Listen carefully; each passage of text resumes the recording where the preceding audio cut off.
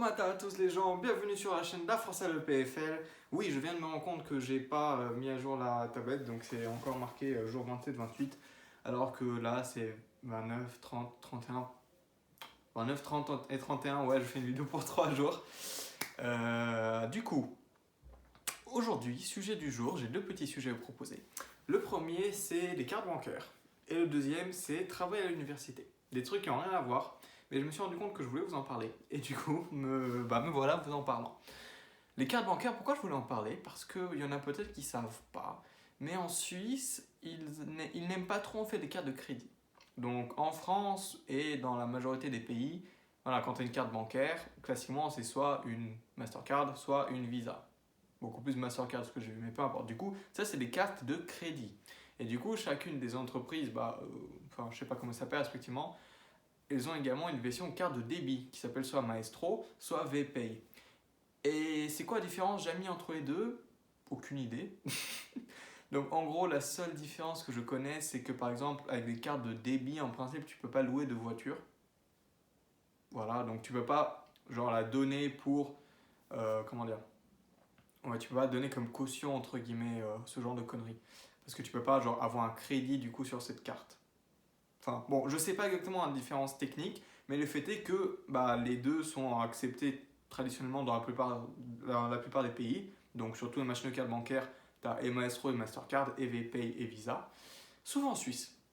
Sauf en Suisse où, traditionnellement, c'est plutôt le contraire, où tu n'as qu'un des deux. Et c'est quasiment que des cartes de débit. Voilà, donc ça, je n'ai vraiment pas compris pourquoi. Donc s'il y en a qui en commentaire sont suisses ou savent pourquoi, s'il vous plaît dites-moi parce que je n'ai aucune idée de pourquoi. Ils n'utilisent quasiment que les cartes de débit. Et du coup, dans la plupart des magasins, grande surface, ils acceptent les deux, il n'y a pas de problème. Mais dans des trucs plus précis, ils n'acceptent pas les Mastercard ou Visa. Ha ha ha. Du coup, quand tu retrouves à avoir que des Mastercard de Visa, eh bien, tu te fais insérer un mot viable et non vulgaire.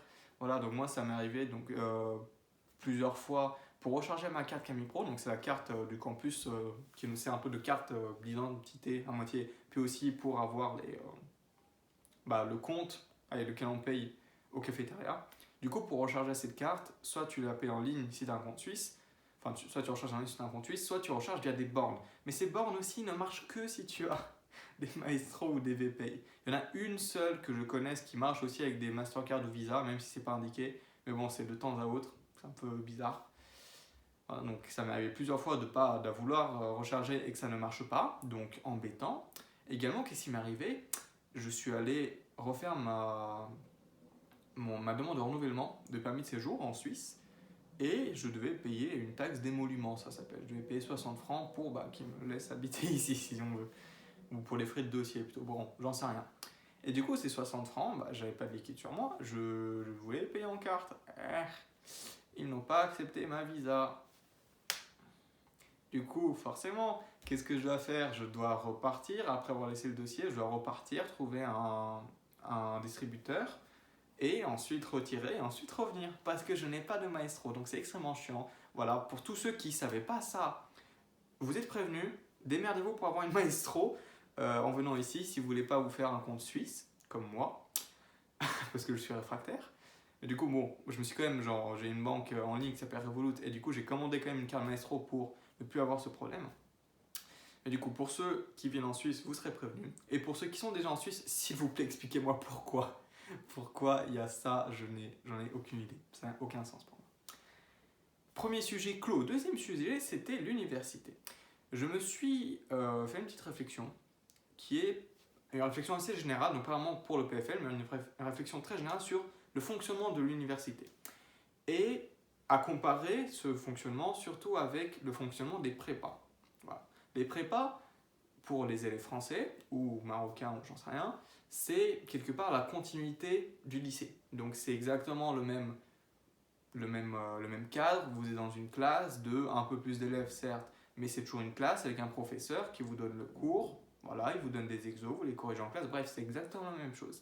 Vous êtes très suivi, très accompagné. L'université, dans la plupart des pays, en fait, c'est vraiment le contraire. Donc on n'assiste plus à des cours dans des salles de classe, mais dans des amphithéâtres. On est beaucoup plus dans une promotion, non pas une classe, et on est beaucoup plus laissé en autonomie si on veut. Il y a personne pour nous dire voilà les devoirs pour demain, ça va être à nous de savoir ce qu'il faut bosser si on veut bosser. C'est à nous de nous organiser de A à Z. C'est à nous de trouver dans beaucoup de cas aussi les référents. Bon, je parle de manière très générale. Hein. C'est à nous de trouver dans certains cas du coup les exercices, parce qu'il y a certains cours, certaines universités où ils ne donnent pas du coup de série d'exercices comme ils font à l'EPFL, et du coup c'est à toi d'aller chercher des livres à la bibliothèque pour t'entraîner sur les sujets. Donc il faut vraiment que tout vienne de toi, que toi-même tu fasses ton organisation de A à Z. Et du coup, ça peut faire peur pour certains qui sont au lycée, qui se disent « Ah là là, mais je vais être complètement perdu, au bout d'une semaine, je vais en trouver à la bourre, et puis ensuite, je ne vais plus arriver. » Et c'était mon cas. C'était complètement mon cas, c'est pour ça que je me disais que le prépa, ça allait être quand même plutôt cool, parce que j'aimais bien être assez encadré. Et du coup, en arrivant à l'EPFL, j'avais vraiment peur de ne pas avoir réussi à m'organiser. Mais du coup, message à ceux qui, comme moi, ont eu peur, ne vous en faites pas. Voilà, merci, c'était tout pour moi. Au revoir. Non. Maintenant, vraie remarque. Pourquoi il ne faut pas avoir peur? Parce que oui, c'est normal de se dire que oui, on va être perdu, oui, on ne va pas réussir à tenir le rythme, oui, on va mal s'organiser, et ensuite, on va prendre du retard sur un cours, 2 cours, 1 semaine, 2 semaines. Mais c'est pas grave, ça arrive à tout le monde. Donc aussi bien organisé soit-il, aussi bien, aussi avancé soit-il dans leurs études, ça arrive à tout le monde. Moi, ça m'arrive plus cette année que l'année dernière, par exemple. C'est peut-être à cause du Covid. Mais quand même, ça m'arrive aussi. Mais ce qu'il faut se dire, c'est que c'est pas du tout une fatalité. S'il y a une semaine où on n'arrive pas à faire tout ce qu'on aurait voulu dans une matière, c'est pas grave, il y a les semaines d'après. Et on peut très bien rattraper par la suite. C'est ça aussi, la grosse différence avec la prépa, c'est que le rythme est un peu plus tenable, je pense. Donc il ne faut vraiment pas avoir peur. Et au pire, si vous n'arrivez pas à tout bien tenir pendant le semestre, vous avez toujours la semaine ou quelque chose, la période de révision avant les examens. Donc ça va aller, ne vous en faites pas. Même si vous n'y arrivez pas, c'est pas grave, vous aurez le temps de vous y faire, vous aurez le temps de vous y remettre. Donc ne vous en faites pas, ne stressez pas. Tout se passera pour le mieux dans le meilleur des mondes. Sinon, ces belles paroles, je vais vous dire bonne soirée. Abonnez-vous à la chaîne, abonnez-vous à les reflets et la lumière, c'est pas trop ça aujourd'hui. Ata Français le PFL sur Instagram.